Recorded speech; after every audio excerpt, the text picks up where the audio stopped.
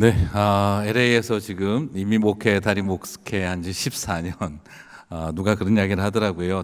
이민 목회 10년 하지 않았으면 목회에 대해서 논하지를 마라. 그래서 제가 14년을 하고 나니까 또 한 분이 그 이야기를 하더라고요. 코리안타운에서 7년 안에 모셨으면 목회를 논하지 마세요. 그래서 참 쉬운 게 아니구나 하는 생각이 듭니다. 북미권에 또 저는 완전 서쪽에서 따뜻한 날씨에 있다가 지금 단풍이 지는 날씨로 오니까 상당히 당황스럽기도 한데, 올여름에도 사실 왔다가 갔었어요. 이제 나이아가라 한번 보고 또 토론토 시내 들어갔다가 트래픽에 거의 죽음과 같은 정체를 경험하고, 그리고 또 이렇게 여러분 방문하게 되어서 얼마나 감사한지 모르겠습니다. 오늘부터 이제 선교적 제자도라는 타이틀로 정말 하나님께서 교회를 그리고 성도들을 어떻게 본질적인 회복을 시키시는지를 같이 여러분과 함께 살펴보도록 하겠습니다. 제가 서울에 가서 지하철을 탔는데요. 갑자기 저쪽 구석에서 승객들끼리 싸움이 생겼어요. 그래서 막 목소리가 높아지기 시작하더니 급기야 언쟁과 다툼이 시작이 되어졌습니다.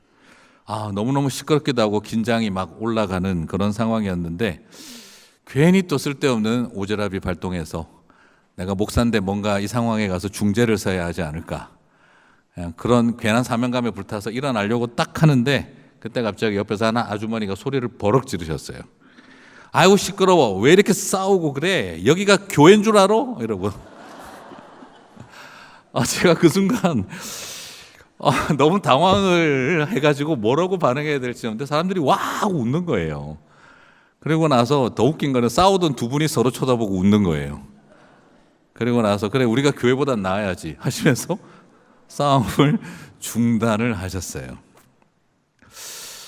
그 순간 제가 한데 뭔가 맞은 듯한 느낌이었습니다. 그때 만약 제가 나서서 제가 목사인데 했더라면 너나 잘하세요 하는 친절한 영자씨 될 뻔했구나 하는 제가 그런 생각이 확 밀려오면서 그때부터 굉장히 당황스러워졌습니다. 그리고 나서 서울에 있으면서 저도 모르게 이순신 장군 정신으로 내가 목사라는 걸 아무에게도 알리지 마라, 이런 마음으로 살아야 하는 게 아닐까 하는 그런 생각이 들 정도로 굉장히 당황스러웠었어요. 어떻게 우리가, 어떤 교회가 어떤 모습으로 이 세상 가운데 비치고 있을까? 그분들에게 교회는 잘 싸우는 곳으로 여겨지고 있지 않았을까 하는 좀 충격적인 고민을 하게 되었죠. 자, 어떤 의미에서 이민 사회도 마찬가지인데, 제가 2003년도에 미국 유학을 처음 왔었을 때 동생 회사에서 같이 이렇게 미국 지사가 있었는데, 그 지사의 한 분이 나오셔서 이렇게 라이드를 주셨어요. 여러분 아시죠? 이렇게 LA에서 주로 통하는 말이 LA 공항에 내렸을 때 누가 라이드 해주느냐에 따라 이민생활 직업이 결정된다. 풀맨 하시는 분이 오면 풀맨을 하게 되고, 카페트 청소하시는 분을 만나면 식당 하시는 분을 만나면 식당 하게 되고, 이런 이야기들을 많이 들었는데, 저는 동생 회사 그분이 저를 태워주시면서 제가 목사라는 걸 알죠. 목사님 미국 처음이시죠? 예. 딱 세 사람만 조심하세요. 그러면서 저보고 하셨던 말이 뭐냐면, 선교사라고 하면서 도와주겠다는 사람, 목사라고 하면서 도와주겠다는 사람, 장로 권사라고 하면서 도와주겠다는 사람을 제일 조심하십시오. 그걸 저한테 처음 그분이 하셨어요. 제가 목사라는 것을 알고 계시는 분이 LA 공항에 처음 내린 저에게 제일 먼저 하신 말씀이 그분들 제일 먼저 조심하라고 이야기를 하시는 거예요. 제가 처음에는 이 사람이 나를 모욕하려고 하나 하는 그런 좀 생각이 들 만큼 좀 당황스러웠었어요. 지금 이번에 그 LA에서 중앙일보에서 신문이 나왔는데, 보니까 아시아계 사람들에게 종교 설문조사를 했더니 60%가 교회를 다닌다라고 대답을 했어요. 미국에서 60%가 교회를 다니고, 나는 교회를 다니지는 않지만 교회 다니는 식구들이 있어서 교회와 연관되어 있다라고 생각되는 분들을 뽑으라고 하니까 81%가 나왔어요.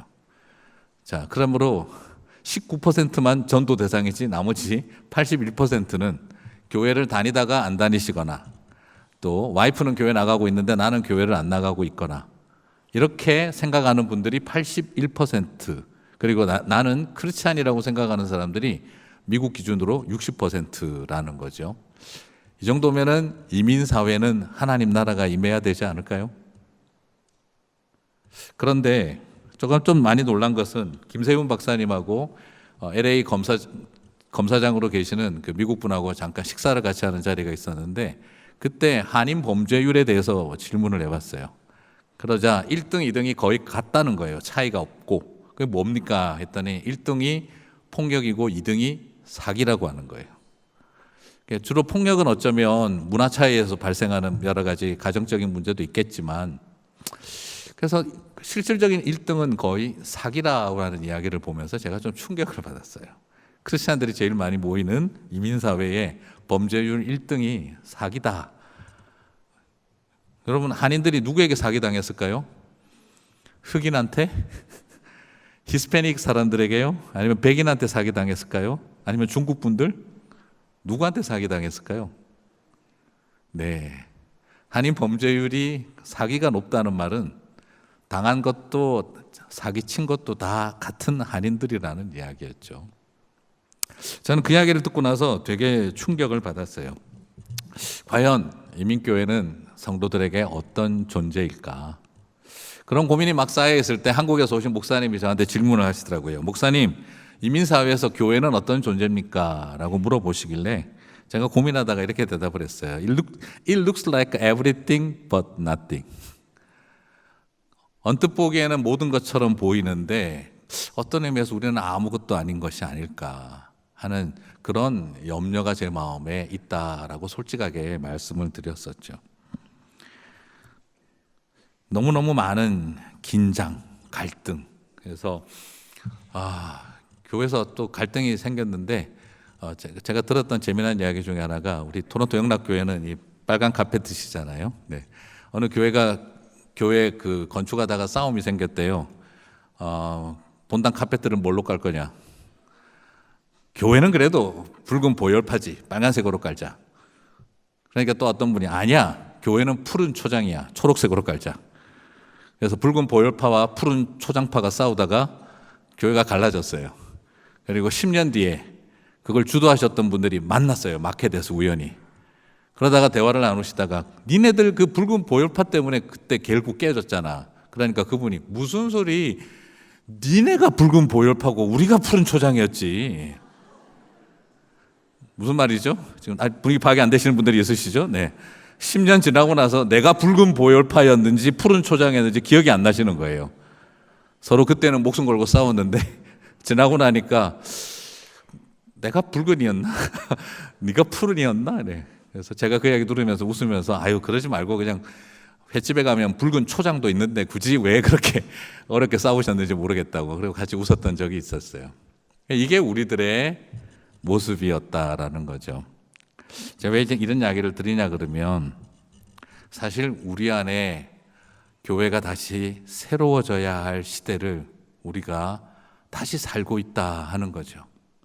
어느 틈에 지난번 팬데믹을 지나면서 한국 사회에서 설문조사를 했는데 가장 신뢰할 수 있는 곳 그것을 선택을 했는데 교회는 별로 신뢰를 받지 못했어요. 근데 교회하고 등수가 같은 데가 나왔어요. 한국의 정당.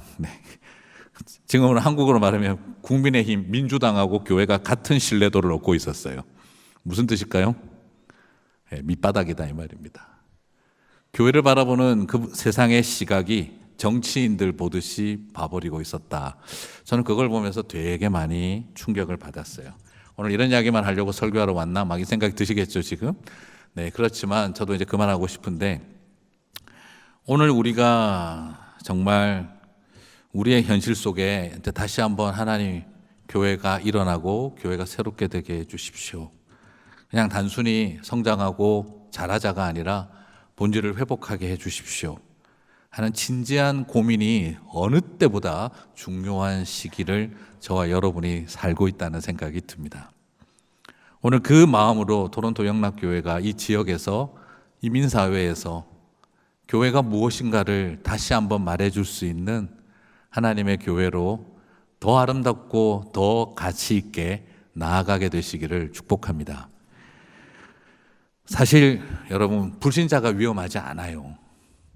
예수님을 십자가에 못 박아 죽인 사람들은 불신자들이 아니라 잘못 믿는 오신자들이었어요. 바리새인과 제사장과 서기관들은 불신자들이 아니에요. 오신자, 잘못된 신자들이었던 거죠. 근데 참 안타까운 건 바로 믿는 사람들은 열정을 잃어버리고 잘못 믿는 사람들은 광적이라는 거죠. 예수님은 잘 믿는 사람들의 비겁함과 그리고 잘못 믿는 사람들의 열정 사이에서 십자가에서 죽으셨다는 거죠. 불신자가 위험한 게 아니라 오신자가 위험한 거예요. 그래서 우리는 하나님 앞에 진짜 심각하게 고민해야 하는 것이죠.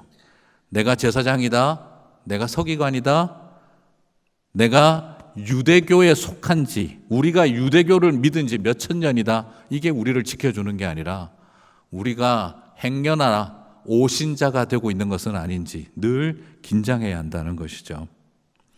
사랑하는 성도 여러분, 너무나 많은 사람들이 그래서 오늘날 이 시대의 젊은이들이 또 교회를 오래 다녔던 분들 중에서도 나는 지금 unbelonged believers, 나는 교회에 속하지 않은 믿는 사람이다, 예수님은 사랑하지만 교회는 싫다 하는 마음으로 unchurched Christian이라고 스스로를 소개하는 것, 이것이 이해는 가지만 그러나 그것이 길이 될 수는 없죠.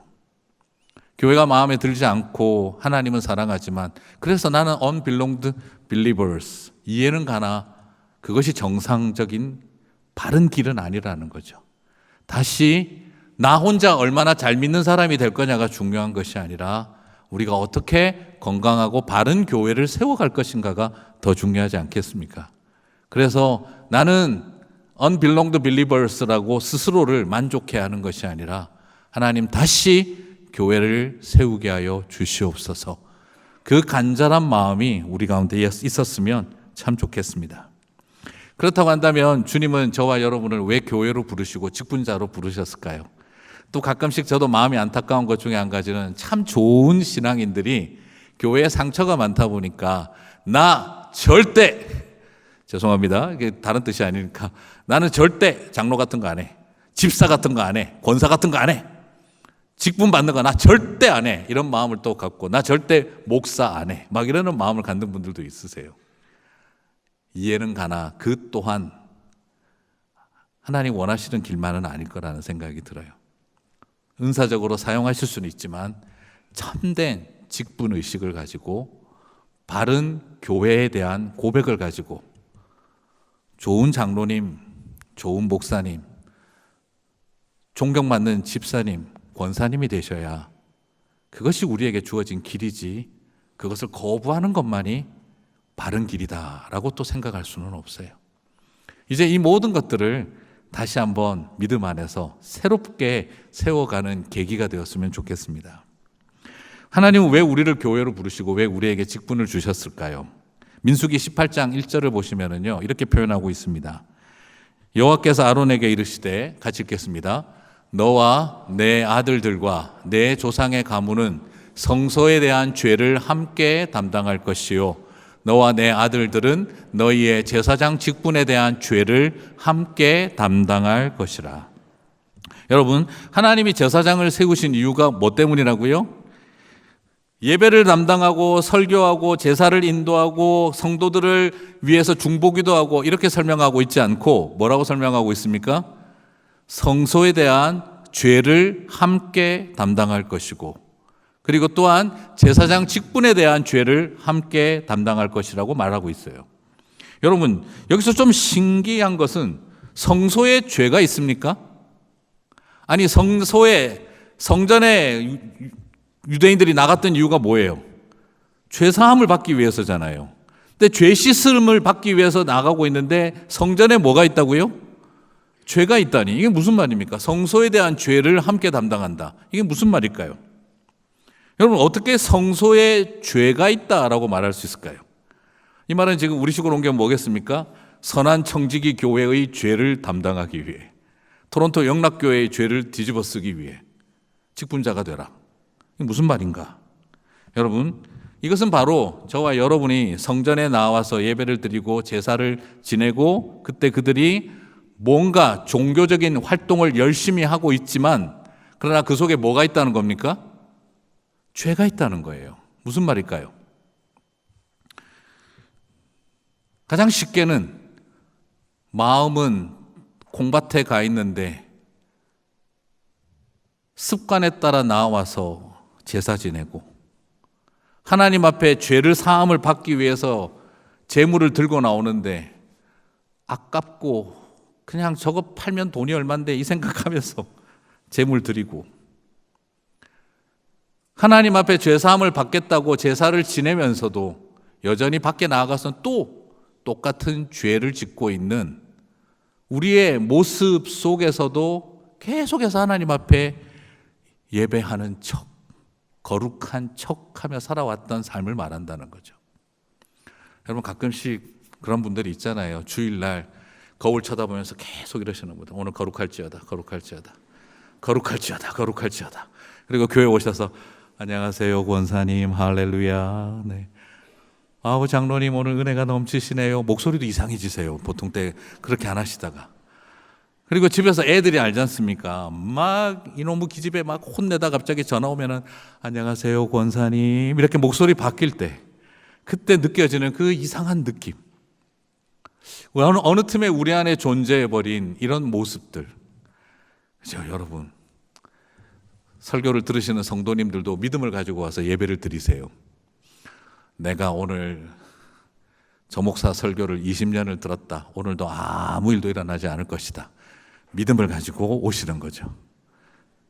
설교하는 목사도 어떨까요? 내가 이 사람들한테 설교를 30년을 했다. 변하는 사람을 본 적이 없다. 오늘도 마찬가지일 것이다. 설교하는 목사님도 믿음을 가지고 설교하십니다. 오늘도 아무 일도 일어나지 않을 것이다. 성도님들도 아무 일도 일어나지 않을 것이다. 그래서 예배 시간에 믿음대로 역사하고 있는 겁니다. 그래서 하나님 앞에 찬양하면서도 아무도 안 믿어요. 아골골짝 빈들에도 속으로는 복음 들고 미쳤다고 가오리까 이 생각을 하면서 아골골짝 빈들에 복음 들고 가오리다 거짓말로 찬양하고, 그리고 아무것도 보이지 않는 거죠. 주의 사랑으로 사랑합니다. 형제 안에서 주의 영광을 보내. 영광이 보이세요? 지금 옆에? 아무것도 안 보이는데, 그런데 우리도 모르게 어느 틈에 거짓으로 가득 찬 노래와 찬양, 종교적인 습관에 익숙해져 버린 우리들의 모습들, 그런 어떤 위선으로 가득 차버린 예배가 쌓여 있는 곳에 뭐가 있다는 겁니까? 성소에 죄가 있는 것이죠. 찬양을 하면서도, 예배를 드리면서도, 기도를 하면서도 하나님이 들으신다는 생각이 없는 거죠. 오죽했으면 종교개혁 때 그런 조크가, 비아냥거림이 있었다 그래요. 신부님이 맨날 그냥 습관적으로 하는 기도, 맨날 우리의 기도를 들으시는 주님 이러고 기도를 하니까 어느 조크가 있었대요. 어느 날 우리의 기도를 들으시는 주님 했는데 갑자기 주님이 응답하신 거예요. 그래 왜? 했더니 놀라서 심장마비로 돌아가셨다고. 반응 안 할 줄 알았는데 반응을 하셔서 당황을 해서. 어쩌면 우리들도 지금 그렇게 신앙생활을 하고 있는 그런 모습들이 바로 성소에 대한 죄라는 것입니다. 내 욕망과 내 야망을 드러내고 하나님의 이름이 망령되이 일컫는 죄, 그 계명을 어기는 죄는 여러분, 안 믿는 사람이 교회 앞에 와서 술 한잔하고 막 하나님 있으면 나와보라 그래 삿대질 한다고 망령되이 일컫는 것이 아니라, 우리가 드리는 예배 시간에 하나님의 이름이 가장 망령되이 일컬어지고 있을 수 있다는 것입니다. 바로 하나님은 그것을 아시기 때문에 무엇을, 어떤 사람들을 세우셨다는 거죠?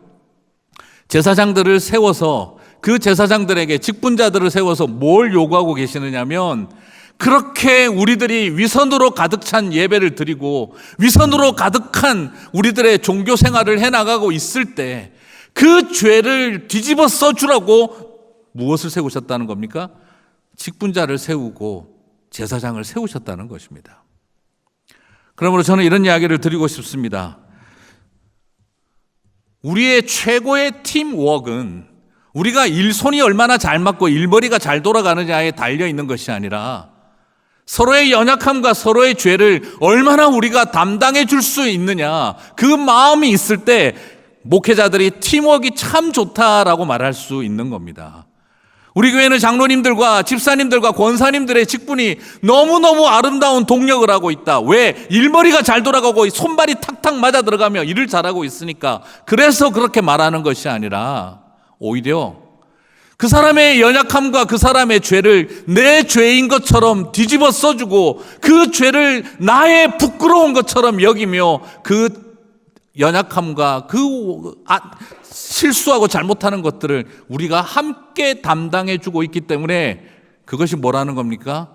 아름다운 팀워크가 있다라고 말할 수 있는 거예요. 회개하는 심정으로 저분의 죄를 나의 죄로 여기고 우리의 연약함을 나의 연약함으로 고백하면서 함께 서로를 위해 십자가를 지어줄 때 그것이 바로 뭐라는 거죠? 우리를 부르신 이유라는 것입니다. 그것이 제사장 직분, 직분자의 직분을 제대로 감당하는 이유라는 거죠. 억울하고 화나는데 그 죄를 내가 대신 담당해 주는 일, 그거 하라고 하나님이 저와 여러분을 직분자로 부르셨다는 겁니다. 서로의 잘못을 드러내고 지적하고 부끄럽게 만들어가기 위해서가 아니라 그 연약함과 죄를 내가 함께 감당하기 위해. 물론 이 말은 치명적인 죄를 무조건 덮어주라는 제가 의도로 말씀드리는 게 아니에요. 회개하지 않고 완악한 죄는 치리하고 징벌해야죠. 그러나 사람이 살아가다 보니 연약함 때문에 만드는 실수들까지 우리가 예민해지라는 것이 아니라 그 성소에 대한 죄를 함께 담당해 줄 때 그걸 위해서 하나님은 저와 여러분을 부르셨다 하는 것입니다. 여러분, 물론 억울할 때 있죠. 왜 물론 나만 그래야 돼. 저도 사실 가끔씩은 그런 생각이 들 때가 있었어요. 되게 억울하다. 그래서 주님한테 막 싸웠어요. 하나님, 이 꼴 당하라고 저를 부르셨습니까? 응 하시더라고요. 주님 너무 대답이 간결하고 저렴하십니다. 조금 그래도 최소한 3형식 구문, 4형식, 5형식 구문은 좀 말씀해 주셔야지. 이게 이게 뭡니까? 그런데 그거 하라고 부르셨다는 거예요. 예수님이 우리의 모든 죄와 연약함을 친히 담당하신 것처럼 서로의 연약함과 아픔을 담당하라고. 여러분, 물론 그렇죠. 우리 그런 생각 들 때가 있죠. 나도 알고 보니 귀한 아들이고 귀한 딸인데 왜 나만 사람들의 욕바지 역할, 죄바지 역할을 하고 살아야 하나. 그런데 예수님이 저와 여러분의 받아야 할 욕과 죄를 다 십자가에서 담당하신 바로 욕바지 역할, 죄바지 역할을 다 하셨다는 겁니다. 그래서 저는 그 생각이 듭니다. 제 후배 목사님들에게 그 이야기를 드렸어요. 목사가 된다는 건 억울한 길을 가는 거고, 또 우리 장로님들하고도 장로님이 되시고 권사님이 되신다는 것은 억울한 자리에 서는 일입니다. 그 자리에 교회를 대신해서, 성도들을 대신해서 이 죄를 함께 담당하는 일. 여러분, 그래서 그 직분을 사랑하시게 되기를 바랍니다. 명예를 위해서 높아지고 싶어서가 아니라 낮아지기 위해서, 십자가를 감당하기 위해서 하나님이 나를 세우셨다. 그 깨달음이 꼭 있게 되시기를 바랍니다. 속으로 지금 또 그건 목사님들한테나 해당되는 거지 이렇게 생각하지 마세요. 우리 모두가 다 제사장으로서 그 부르심을 받은 거죠. 참 그렇게 대신 그것을 감당해 주시는 장로님들이 계시고 교회 직분자들이 계시면 참 좋을 것 같아요. 제가 예전에 저희 교회 장로님한테 들었는데 어떤 그냥 재미난 이야기래요. 지어낸 이야기인데 어느 교회 안수 집사님이 주일 대표 기도 때 펑크를 내셨대요. 낚시에 빠져가지고 계시다가 그날 본인이 대표 기도 담당인지도 잊어버리고 낚시를 가버린 거예요. 분명히 목사님이 한 주 전에 광고까지 했는데 빵꾸를 그냥 펑 내고 그냥 낚싯배를 타버리신 거죠. 그래가지고 목사님이 예배 펑크가 나니까 화가 나셔가지고 예배 담당 장로님하고 이야기를 하다가 아니 그 집사님은 또 안 봐도 그냥 뻔합니다. 또 낚시 간다고 또 지금 예배 기도까지 펑크를 내고 이거 어떻게 하면 좋습니까? 아이고 목사님 그러게 말입니다. 그 김 집사가 참 그 실수를 또 했네요. 아이고 그냥 막 바람도 불고 비도 오던데 그냥 감기나 확 걸려가지고 저 고생 진탕했으면 좋겠다고 목사님 말을 하고 오니까 아차, 내가 이거 어쩌다가 아직 혈기가 남아가지고 이런 말실수를 했네. 그것도 장로님이 전해주면 끝장인데 어떡하나. 걱정을 하고 있는데 화요일 날 전화가 왔더래요. 아유, 목사님 죄송합니다. 집사님이. 제가 또 주일날 대표기도 펑크를 내가지고 뭐 어떡하십니까? 그러니까 그냥 막 제가 정신이 나갔지 왜 그러는지 모르겠습니다. 그래서 막 비도 오고 바람도 불고 그냥 낚시 하나도 안 되고 고기도 못 잡고. 그 다음 말이 걱정이 되는데 갑자기 그 집사님이 그런데 아이고 목사님 너무 죄송해요. 장로님이 전화가 오셔가지고요. 목사님께서 비도 오고 바람도 부는데 감기 걸리면 어떡하나 걱정하시더라. 제발 좀 정신 차리고 나는 그냥 확 감기나 걸려버려라 막 그랬는데 목사님은 걱정하시더라. 똑바로 좀 해라 집사님 그렇게 하면 안 돼. 저를 위해서 그렇게 걱정해 주셨다는 말을 들었습니다. 죄송합니다 목사님, 다시는 그런 일 없도록 하겠습니다. 장로님이 거짓말하고 말이야 이렇게 생각하실 분은 없으시죠? 그 성숙한 장로님이 오히려 그렇게 이야기를 해주시고 나서 목사님이 참 부끄러우셨다는 거죠. 그리고 나서 장로님한테 전화를 해서 장로님 아직도 혈기를 못 다스리는 저에게 말 이쁘게 하라고 이야기하시기보다 예쁘게 말하고 아름답게 말하는 게 뭔지 가르쳐 주셔서 감사합니다. 많이 배웠습니다. 죄송합니다. 그렇게 이야기를 하고 이제 참 그 목사님이 그래서 장로님하고 동역한 게 얼마나 감사한지 부끄럽고 앞으로 저도 그런 일 없도록 하겠습니다. 그러자 그 장로님이 또 괜히 그 집사님한테 가서 진실은 하고 이야기하지 마세요. 그냥 목사님 마음 다 아니까 오히려 목사님에게도 좋은 계기가 되셨으면 좋겠습니다. 참 성숙한 장로님 한 분이 집사님도 바꾸고 목사님도 변화시킨 거죠.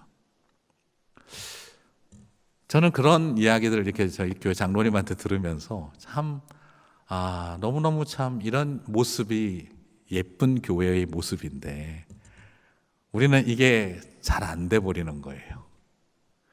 그런 실수들을 해나갈 때 하나님께서 서로에게 선물이 되는 관계가 아니라 서로에게 아픔이 되는 관계가 되어버리는 거죠. 사랑하는 성도 여러분, 직분을 영광으로 받지 마시기 바랍니다. 직분은 죄를 함께 담당하기 위해서 우리를 세우시는 은혜의 자리라는 것이죠. 없는 죄도 뒤집어 씌우지 말고 있는 죄도 대신 담당해 주는 일, 그것이 하나님께서 우리에게 부르신 이유인 거죠. 저는 목사로서 가장 큰 저에게 큰 은혜가 바로 용서받은 사람이 되었다라는 거였습니다. 제가 사실 한국에서 유학 장학생으로 선발이 돼서 저는 미국에 유학을 왔었어요. 그 당시 저는 2003년도에 LA 들어올 때 파격적인 그냥 제 자랑입니다. 제가 그만큼 잘났었다 이 말이죠. 네.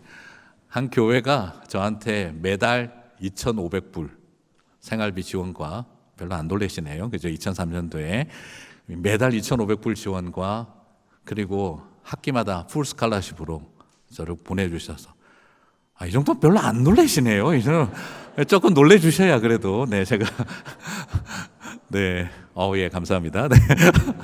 자, 그렇게 풀 스칼라십으로 지원받고 유학을 왔어요. 그 당시 제가 그때 올 때 누가 그러더라고요. 삼성보다 더 잘 받은 것 같다고 저보고 그런 이야기를 할 정도였는데, 그래서 저는 와서 공부하고 학위 받아서 돌아가서 한국에 가서 제가 또 고신 출신이거든요. 예, 슈퍼 울트라 컨설버티브 투머치 아시죠, 그죠? 네, 아주 보수적인 교단에 제가 신학교 이제 교수로 들어가면 된다 하는 그런 상황이었죠. 그래서 저는 이제 그냥 공부만 열심히 하면 된다, 이 정도로 후원받고. 그런데 유학을 와서 저는 공부만 하면 될 줄 알았는데 하나님은 제 인생 공부를 시키시더라고요. 어머니가 와서 뇌종양 말기 환자로 얼마 지나지 않아 진단을 받으시고, 사실 저는 그때 굉장히 많이 힘들었거든요. 저희 어머니가 정말 저에게는 특별한 마음의 상처인데, 뭐냐면 반대하는 결혼하신 죄로 10년을 기머거리 3년, 봉사 3년, 벙어리 3년, 그렇게 바보같이 10년을 살면서 나중에 노이로제 증상에 빠져서 신경정신과 약을 드시지 않으면 하루하루를 살 수 없는 분, 하루에 2번씩 방을 걸레질을 하지 않고 냉장고에 있는 거 모든 거 다 꺼내서 거기에 있는 김치 국물, 고춧가루 하나라도 닦아야 되는 분, 집에 또 꽃나무는 왜 그렇게 또 키우시는지, 키우는데 먼지 하나라도 있으면 안 되니 싹 다 닦아야 되는 그런 마음에, 시어머니한테 받은, 할머니한테 받은 상처 때문에 그 두려움 속에 살아왔던 저희 어머니, 아버지가 운전하는 차가 아니면 차를 못 타시고 택시라도 타게 되면 제가 옆에 앉아서 손을 잡아드려야 택시도 탈 수 있으셨던 그런 증상이 있었던 어머니거든요. 그런데 아버님이 간암 말기 환자로 돌아가시고 나서 그 남은 빚을 해결하겠다고, 자식들에게 부담 안 주겠다고 온몸이 부셔져라 뛰어다니고 일하시다가 아버지 빚 다 갚는 날 제가 유학을 나오게 됐거든요. 저희 어머니가 병주야, 이제 아프지 말고 행복하자, 행복하게만 살자. 그랬던 어머니가 저희 유학 뒷바라지하러 잠깐 나오셨다가 한국에 바로 들어가셨는데 여동생에게 연락이 온 거예요. 오빠, 엄마가 이상해. 그래서 병원에 갔더니 뇌종양 말기라는 진단을 받으셨어요. 제 마음이 너무너무 괴로웠어요. 그 어머니를 1년 동안 돌보는, 아시잖아요, 이민 오고 유학 오면 불효자가 될 수밖에 없는, 그냥 죄인 아닌 죄인 되어버린 상태. 그래서 저는 어떡하든지, 그래서 조금이라도 건강할 때 얼굴 뵙고 와야지 하고 1년 투병을 하실 때 뵈러 들어갔다가 어머니가 아들 오자 돌아가시게 되고, 그래서 장례 치르고 또 시간들을 쭉 보내게 되고, 그리고 겨우 어머님 장례 치르고 돌아와서 다시 마음이 찢어지는데 공부를 다시 또 어쨌든 교회 후원받아서 왔으니까 공부를 해야 되니 또 하고 있는데 또 연락이 온 거예요. 목사님, 잠시 만나서 좀 상담 좀 합시다. 왜 그러시는지요? 했더니 그 프리킨더 원장님이 저를 보자 그래서 갔더니 목사님 막내 아들이 아무리 봐도 오티즘을, 자폐아인 것 같습니다. 그래서 빨리 그 레저널 센터라는 곳에 가서 어세스먼트를 받으셔야 될 것 같습니다. 저는 그 이야기를 딱 듣는데 마음이 너무너무 괴롭더라고요. 그리고 저에겐 또 너무너무 사랑하는 동생이 있는데, 그 동생이 참 이런 이야기하기 그렇습니다만 목회자에게 또 성희롱을 당해서 교회를 안 다니게 됐고 고통을 받고 있던 아이가 결국에는 또 가정폭력 때문에 결국 가정을 포기하는 상황까지 오게 되어졌고, 전치 4주 6주로 병원에 가 있는 그 모습을 바라보면서 이혼 소식을 듣고 저는 그냥 한순간에 모든 게 와장창창 무너지는 듯한 그런 마음이었어요. 너무너무 괴로운 시간들을 보내고 있을 때 그때 하나님께서 제 마음을 굉장히 많이 트레이닝 시켰던 것 같아요. 그때 제 마음은 그냥 교회 가서 예배 드리는데도 하나님 살아계십니다. 그때 제가 거짓말 찬양, 거짓말 기도, 거짓말 설교, 그냥 제 마음은 하나님을 향한 분노와 미움으로 가득 차 있는데 여기 와서 교회가 보낸 유학생으로 목사로 와서 또 뭐라도 하지 않으면 안 되는 상황이니 저 자신의 모습을 쳐다보고 있으니까 이게 사꾼이고 이게 가짜지, 이게 무슨 목사야 하는 생각이 들 정도로 저 자신의 내면은 이미 다 무너져 있는데 앞에서는 진짜 최면 걸고 거룩할지어다 하고 있는 제 모습을 맞닥뜨리는 게, 거울 보는 게 너무 힘들었었어요. 그런 생활을 보내고 있을 때 그때 이제는 공부 마치고 이제 한국으로 돌아가야 되니까 돌아가려고 하는데 한국에 이제 짐 싸놓고 이제 갈 준비 위해서 비행기 표도 예약해야 되고 그런 준비를 하고 있는데, 그런데 갑자기 한국에 있던 제 그 향상교회라는 제 유학을 보내주신 그 교회에서 이메일이 날라온 거예요. 뭔지 보니까 목사님 비행기 표 아직 사지 말고 잠깐 기다리고 계시고 정책당회가 지금 있는데 목사님 거치 문제를 놓고 다시 한번 기도하고 이야기하기로 했어요. 무슨 이야기일까 저는 생각을 하고 있는데 좀 있다가 다시 이메일이 온 거예요. 목사님, 우리가 정책당회를 하면서 많은 논의를 했습니다 하고 서기 장로님이 저한테 이메일을 보내신 거예요. 한 생명이 천하보다 귀하다는 말을 놓고 많은 이야기를 나눴습니다. 한 생명이 천하보다 귀하다는 말은 쉬웠습니다. 왜냐하면 천하는 우리 게 아니니까. 그런데 목사님 막내 아들 준영이가 우리가 5년 동안 목사님에게 보낸 돈보다 더 중요하다라는 말을 과연 고백할 수 있는가 하는 대화를 나눴습니다. 한 생명이 천하보다 귀한 거 괜찮아요. 그건 우리 거 아니니까. 그런데 우리가 5년 동안 보낸 돈은 우리 돈이니까. 근데 그 돈보다 목사님이 그리고 목사님의 아들이 더 중요하다라고 말할 수 있는가? 이건 그것과 해당되는 사항이 아니지 하고 반대하는 분도 있으셨으나 많은 논의를 했습니다. 하나님이 미국으로 목사님 가족을 보내신 게 이 때문은 아닐까? 그 당시 한국 상황만 해도 자폐장애 아이가 한국에서 적응하고 받기는 너무 어려운데 미국이 훨씬 더 환경과 상황이 좋은데 우리가 송병주 목사를 돌아오라고 하지 말고 릴리즈 시켜주는 게 어떠냐. 그걸 놓고 교회 장로님들이 많은 토론을 하다가 결국에는 우리의 돈보다 더 중요한 건 한 아이고 한 생명입니다. 그러므로 송병주 목사님을 미국에 계시도록 교회가 릴리즈 해 주십시다. 그리고 아프고 어렵고 상처받는 이민자들의 이민 목사가 되도록 우리가 기도하도록 합시다. 그렇게 결정을 했다는 거예요. 그리고 목사님 왕복 비행기 티켓 교회에서 보내드리니 그 비행기 타고 들어오셔서 연말에 마지막으로 설교 한번 하고 교인들에게 인사하고 돌아가십시오. 제가 그 이메일을 받아들고 내가 이걸 어떻게 해야 될지를 모르겠더라고요.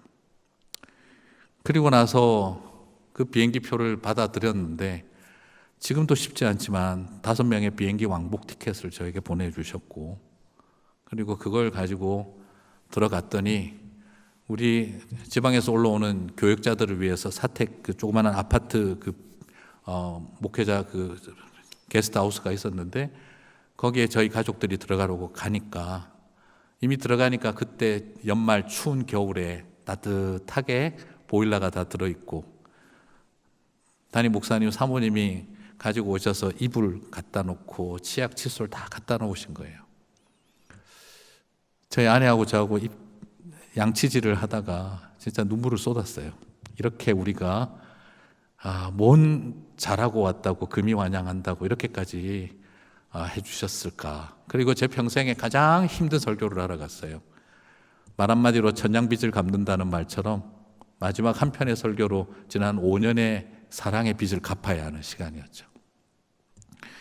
그리고 제가 나아가서 고별 설교를 하고 난 다음에 그날 예배를 마치고 나오는데 2부 예배를 마치니까 장로님들께서 밖에 쫙 서 계시더라고요. 제가 뵙지를 못하겠는 거예요. 너무너무 죄송하고 마음이 아파서. 그런데 그때 장로님들이 저에게 오시더니 가만히 안아주시는 거예요. 툭툭툭 쳐주시면서 오늘 설교 들으면서 은혜 많이 받았습니다. 고맙습니다. 다른 장로님 한 분은 저렇게 보시더니 저를 쓱 보시더니 나는 제일 반대한 사람이에요. 근데 오늘 설교 들으면서 내 마음이 너무 좋았어요. 우리가 참 좋은 결정했구나. 목사님, 마음에 어떤 죄의식 갖지 말고 자유롭게 미국에서 좋은 목사 되세요. 그리고 저를 가만히 안아주시는데 제가 장로님들의 품에 안겨서 펑펑 울었어요. 얼마나 울었는지 몰라요. 저는 그때 느낀 게 뭐냐 그러면 제 인생에서 2번 큰 울음이 있었는데 한 번은 예수님이 저를 만나 주셔서 제 죄를 다 사해 주셨다 하는 것을 알았을 때 참 많이 울었고요. 그리고 2번째로 교회를 대표해서 우리 장로님들이 저를 용서해 주셨을 때 제가 또 그만큼 울었던 것 같아요. 제 마음의 가장 큰 은혜는 십자가를 통해 예수님이 내 죄를 용서하셨다 하는 것과 우리 장로님들을 통해 교회가 나를 용서해 주셨다 하는 것을 경험했던 순간이었던 것 같아요. 그리고 나니까 제가 까불 수가 없는 거예요. 어디 가서 잘난 척을 할 수가 없는 거예요.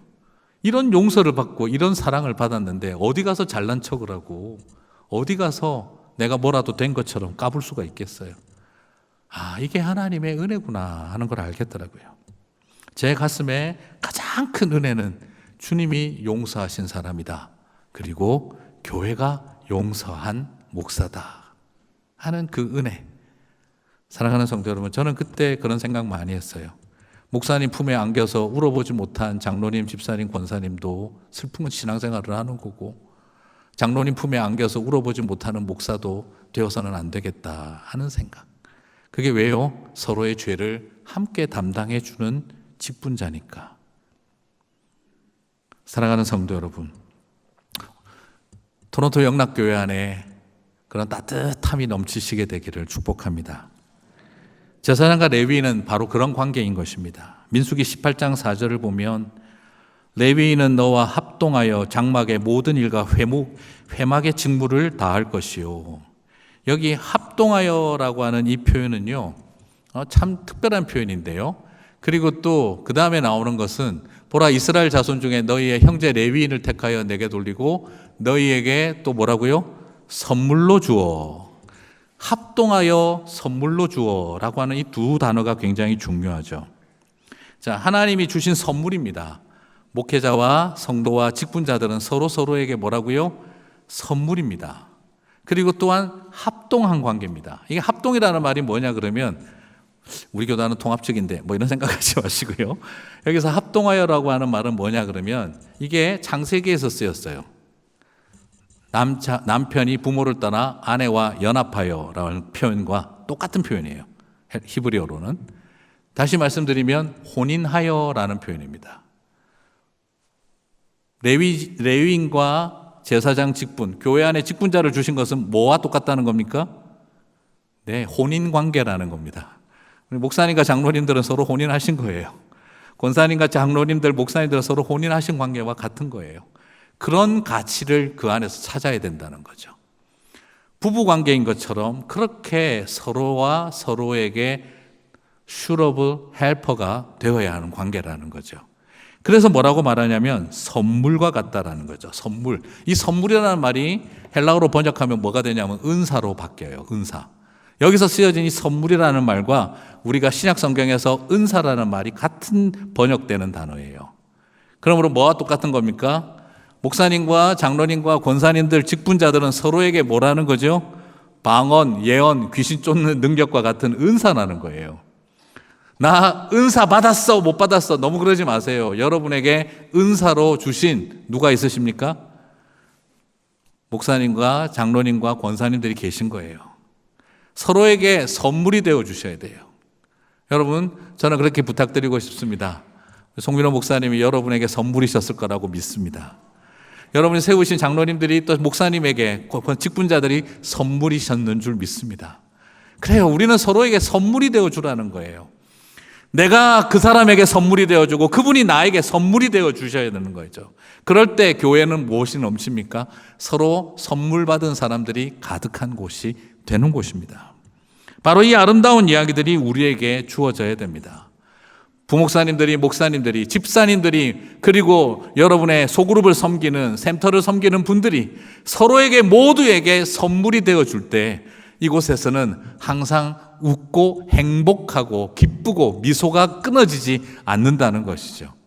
여러분, 선물이 가득한 토론토 우리 영락교회 되시기를 바랍니다.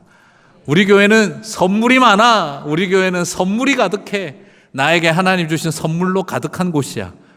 이곳에 교인이 많은 곳이 아니라 선물이 많은 곳이 되시기를 바랍니다.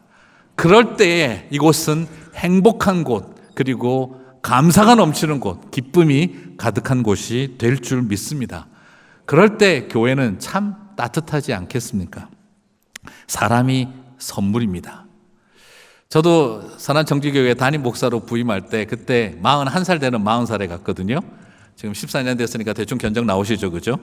자, 그때 40살 때 담임으로 딱 부임을 하니까 이게 너무너무 겁이 나더라고요. 그리고 제일 걱정되는 것도 누구겠어요? 제 아내가 또 걱정되는 거예요.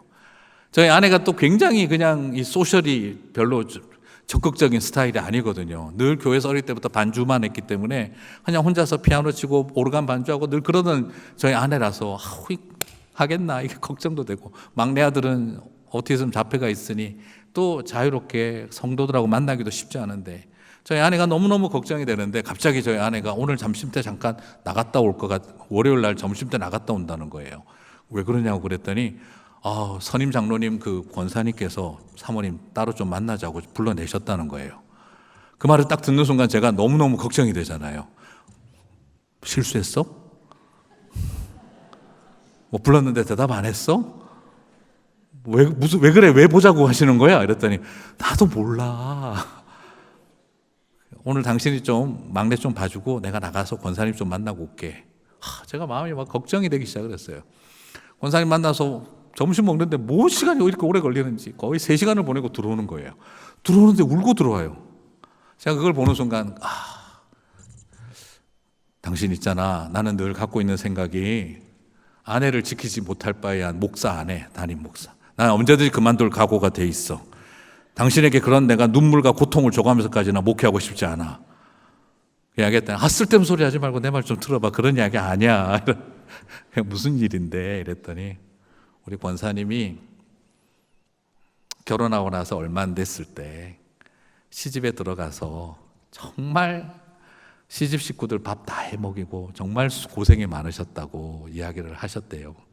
그리고 나서 그렇게 고생을 하는데 어느 날 시어머니가 갑자기 부르더니 며느라, 옆집 아주머니가 내 친구인 거 알지? 예, 그런데요, 옆집에 손님이 온다 그러니 너 가서 좀 일 좀 도와드려라. 시집이래다가 출장 봉사까지 해야 되나? 우리 권사님 마음이 너무 무너져가지고 예, 알겠습니다 했더니 가서 잘 도와드려야 돼? 엄하게 이야기를 하시고, 이래서 그냥 할 수 없이 그 다음날 딱 갔더니 우리 딱 들어가니까 그 옆집 아주머니께서 오시더니 세댁 빨리 들어와, 빨리 들어와. 들어가니까 잘 왔어. 사실은 오늘 세댁이 내 손님이야 그러더래요. 예? 이러니까 나도 어릴 때 딸이 있었는데 전쟁통에 잃었어. 만약 그 아이가 안 죽고 살았더라면 지금 세댁 나이랑 똑같을 것 같아. 그래서 옆에서 볼 때마다 부럽고 딸도 저렇게 컸을 건데 하는 생각이 나서 시어머니가 내 친구잖아. 그래서 딸 하루만 며느리 딸처럼 생각하고 한번 돌봐주시. 친정 엄마 하고 싶으니까 한번 나한테 하루만 빌려주면 안 돼? 이렇게 물었더니 시어머니가, 새댁 시어머니가 우리 며느리 요즘 밥 해주고 식구들 챙기느라 너무 힘드니까 네가 잘해줘야 된다. 그러면서 우리 며느리가 이것 좋아하고 요것 좋아하고 저것 좋아하고 이런 것도 좋아해. 다 가르쳐 주셨어요. 그래서 오늘 지금 남의 밥 해주느라 고생 많았죠. 이제 새댁 이리 와. 오늘 해주는 밥 한번 얻어먹고 가. 나도 친정엄마 노릇 한번 해봤으면 좋겠어. 그래가지고 앉았는데 밥을 뜨는데 눈물이 쏟아지더라는 거예요. 그리고 나서 밥을 다 먹고 나니까 이리 와라고 하더니 저 방에 창문에 햇볕 안 들어오게 다 붙여놓고 따뜻한 아랫목에 이불이랑 준비해놨으니까 딱 1시간 반만 자고 가. 시어머니한테 다 이야기해놨어. 그러고 나서 문을 닫아주시는데 꿀잠을 주무셨대요. 그리고 나오셔서 권사님이 나도 나중에 저런 좋은 친정엄마, 옆집 아줌마 한번 돼보고 싶다. 늘 그 생각을 했는데 저는 아들이 둘밖에 없어서 친정엄마 노릇을 못하게 됐다고. 그러면서 가만히 생각을 해보니까 젊은 담임 목사 사모로 온 사모님이 눈에 들어오더라고요. 그래서 내가 한번 친정엄마 노릇 한번 해보고 싶어서 오늘 나오게 했다고. 목사님이야 뭐 잘 얻어먹을 거니까 사모님 오늘 잘 드시고 선물도 준비해놨으니까, 그리고 목사님 마음에 안 들면 언제든지 우리 집으로 도망오세요. 내가 친정엄마 노릇 해줄게. 그래서 저희 아내가 고마워서 울면서 들어온 거예요. 그때 제 생각이 그런 생각이 나더라고요. 사람이 선물이다. 이게 사람이 선물이다. 사랑하는 성도 여러분, 그때 저도 그런 마음 먹었어요. 교회가 선물이구나. 나도 이 교회의 선물이 되고 싶다. 사랑하는 성도 여러분, 우리 토론토 영락교회가 그렇게 서로에게 선물이 되는 그런 관계들이 가득하시게 되기를 주님의 이름으로 축복합니다. 이렇게 아름다운 동력이 일어나면 이제 어떤 결과가 기다리고 있을까요? 민수기 18장 5절입니다. 같이 읽겠습니다. 이와 같이 너희는 성소의 직무와 제단의 직무를 다하라. 그리하면 여호와의 진노가 다시는 이스라엘 자손에게 미치지 아니하리라. 여러분, 서로의 죄를 뒤집어 써주고 서로가 합동하여 선물이 되어주면, 이렇게 직분을 감당하고 교회를 섬기면 어떤 일이 기다리고 있다고요?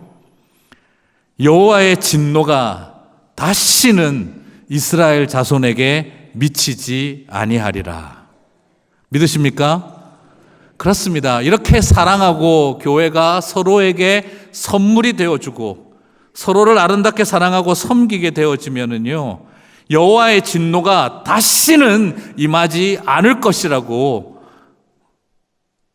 모세는 저와 여러분에게 도전하고 있는 것입니다. 토론토 영락교회 안에 이렇게 아름다운 일들이 가득하여서 이 땅을 향한 하나님의 진노가 여러분이 사랑하고 여러분이 선물이 되어주고 여러분이 서로에게 위로가 되어줄 때 이 땅을 향한 하나님의 진노를 막는 하나님 나라의 방파제가 되어주고 기도에 하나님의 놀라운 뚝으로 댐으로 사용해 주실 줄 믿습니다. 이 땅을 바라보면서 오늘 저와 여러분에게 하나님 앞에 엎드리는 겁니다. 에스겔서 22장 30절 말씀 기억하시죠? 이 땅을 위하여 성을 쌓으며 성 무너진 데를 막아서서 나로 하여금 멸하지 못하게 할 사람을 내가 그 가운데 찾다가 찾지 못하였으므로. 이게 무슨 말입니까? 하나님이 에스겔에게 말씀하신 거예요. 이 세상에 하나님의 진노가 임하는 이유는요, 세상이 죄악되어져서 그런 것이 아니라 하나님을 막아설 사람이 없다는 거예요. 하나님이 찾고 있는 거예요. 지금 제발 좀 나를 막아다오, 내 진노를 쏟아버릴 것을 막아달라고 사람을 찾고 계시는데 아무도 없는 거예요. 사랑하지 않는 거예요. 서로 선물이 아닌 거예요. 서로 합동하지 않는 거예요. 서로 죄를 뒤집어 써주지 않는 거예요. 그래서 그런 사람들만 있으면 하나님의 진노가 쏟아지지 않을 건데 아무리 찾아도 그런 사람이 없으니까 하나님의 진노가 이 땅을 향해 쏟아지고 있다는 거예요. 세상이 죄악돼서 문제가 아닙니다. 옛날부터 세상은 죄악됐던 거예요. 그러나 문제는 뭐냐? 하나님의 백성들이 서로 합동하지 않고 서로 선물이 되지 않고 서로의 죄를 함께 감당해 주지 않고 있으니까, 아무리 찾아도 그런 사람들이 없으니까 이 땅에 하나님의 진노가 임하는 거예요. 사랑하는 성도 여러분, 저는 여러분에게 부탁드리고 싶습니다. 오늘 저와 여러분이 다시 한번 하나님 앞에 엎드려야 할 가장 소중한 것은, 하나님, 우리가 서로의 죄를 담당해 주고 우리가 서로를 향해 선물이 되게 해 주십시오. 그럴 때 이 땅을 향해서 어떤 죄가 이 세상에 죄악이 관영하더라도 주님은 우리를 참으실 줄 믿습니다. 토론토 영락교회가 그런 하나님의 장벽과 방벽이 되어서, 성읍이 되어서 이 땅을 지키는 통로가 되시기를 주님의 이름으로 축복합니다. 말씀으로 이제 좀 마무리를 짓겠습니다. 제가 울산교회에서 청년부를 담당을 하고 있었습니다. 한국에 있던 울산에서 청년부를 담당하고 있는데, 목사 안수를 받은 지 얼마 안 돼서 한참 젊은 목사였죠. 그때 한 자매가 전화가 왔어요. 청년부 담당 목사님 좀 바꿔주실 수 있습니까? 그래서 제가 전화를 받았는데, 그때 그 전화를 받으니까 그 자매님이, 목사님은 저를 잘 모르시겠지만 제가 교회가 큰 교회였으니까 늘 가서 청년부, 다른 교회를 섬기고 있는데 청년부 예배 때 뒤에서 보고 찬양 예배 은혜 많이 받았던 교회 청년, 다른 교회 다니는 청년입니다. 그런데 저에게 지금 고민이 있습니다. 그러는 거예요. 뭔가요? 했더니 곧 저는 결혼을 해야 합니다. 결혼식을 앞두고 있습니다. 그런데 몇 달 전에 집에 친척 어르신, 제가 잘 모르는 친척 어르신이 방문을 하셨고, 아버지 어머니가 안 계시니까 들어와 계시라고 했는데 그분이 저를 때려서 기절시키고 그리고 저를 성폭력을 저에게 행사를 했습니다. 그리고 나서 저는 실신하고 성폭행을 당하고, 그리고 나중에 보니 제가 임신했다는 사실을 알게 됐습니다. 임신이 되었다는 걸 발견하게 됐습니다. 목사님, 저는 어떻게 하면 좋습니까? 이런 상황에서도 아이를 낳아야 합니까? 낙태하면 제가 살인하는 겁니까? 그 형제에게는 제가 뭐라고 말을 해야 합니까? 결혼을 해야 합니까? 목사님, 저에게 어떻게 하면 좋은지 말씀 좀 해주세요 하시는 거예요. 이제 갓 목사 안수 받은 젊은 목사인 제가 무슨 말을 할 수 있을까 당황도 되고, 그 짧은 순간에 제가 그 자매에게 나중에 통합시다 이 말을 할 수가 없을 것 같아서 전화통을 붙들고, 자매님, 이건 저와 여러분의 견해 차이가 있을 수 있습니다. 저는 그때 소셜 에틱스를 공부하고 있었기 때문에 소셜 에틱스를 공부하는 입장에서 제가 짧은 순간 기도하고 제가 말씀을 드렸습니다.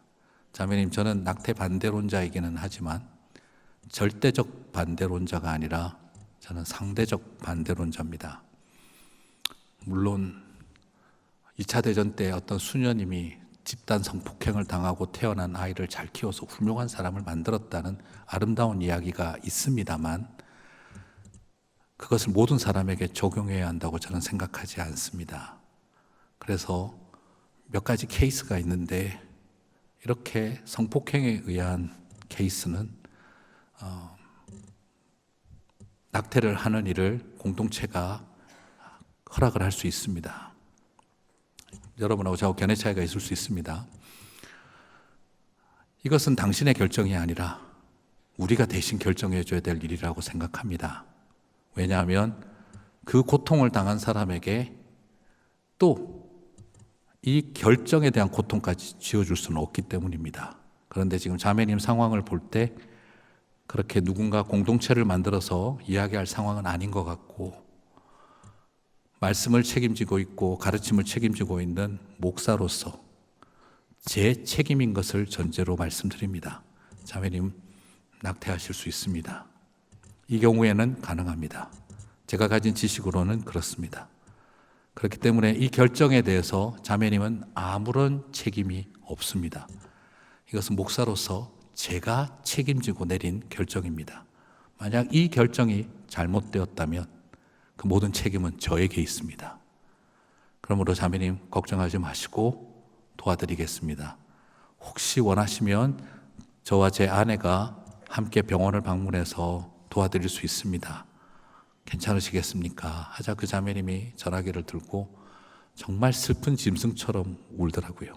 그리고 울고 난 다음에, 목사님 고맙습니다. 이제부터는 제가 알아서 하겠습니다. 감사합니다. 하고 전화를 끊더라고요. 그리고 나서 저는 마음이 너무너무 무겁고 힘들었습니다. 그래서 제가 담임 목사님 방으로 뛰어 올라갔습니다.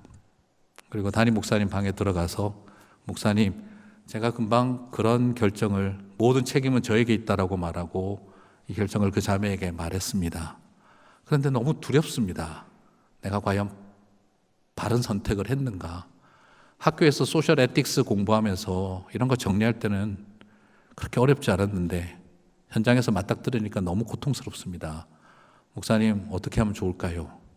그때 그러자 저희 목사님께서 저를 가만히 바라보시더니, 아이고, 우리 병주가 목사가 다 됐네.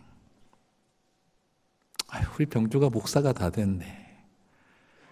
야, 이놈아, 왜 너 혼자 책임 다 진다고 그래? 나도 같이 책임질게. 그 결정에 하나님 앞에서 잘못된 게 있다면 나도 같이 책임질게. 왜 너 혼자 다 책임지려고 그래? 그러더니 저를 손을 가만히 잡고 기도해 주시더라고요. 하나님, 우리 병주가 목사가 다 된 것 같습니다. 한 영혼을 위해서 자기가 죄를 다 뒤집어 쓰겠다고 결정했습니다. 주님, 저도 잘 모르겠습니다. 무엇이 더 하나님 보시기에 바른 결정인지. 그러나 우리 송 목사가 한 결정, 저는 하나님께서 받아주셨으면 좋겠습니다. 그리고 이 결정에 문제가 있다면 그 죄를 저에게도 함께 담당하게 해 주십시오. 젊은 목사가 혼자 다 책임지지 않게 해 주십시오. 그리고 우리 송 목사, 앞으로 눈물 많고 한 많고 절망 많은 성도들의 그 아픔과 고통 잘 책임져 주는 목사 되게 해 주십시오. 그렇게 기도해 주시고 저를 어깨를 가만히 안아 주시더라고요. 그때 목사님 품에 안겨서 한참을 울었습니다. 사랑하는 성도 여러분, 그때 저는 오늘 이 말씀이 뭔지 알겠더라고요. 성소에 대한 죄를 함께 담당할 것이요, 제사장 직분에 대한 죄를 함께 담당할 것이라. 사랑하는 성도 여러분, 저와 여러분에게 너무너무 우리에게도 쉽지 않은 일들이 있습니다.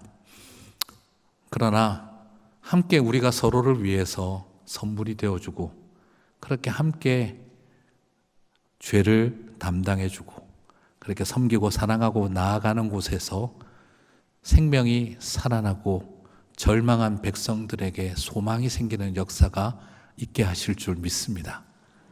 그 소망으로 나아가서 승리하시는 저와 여러분 되시고 또 이 땅에 그런 역할 감당하는 우리 토론토 영락교회 되시기를 주님의 이름으로 축복합니다.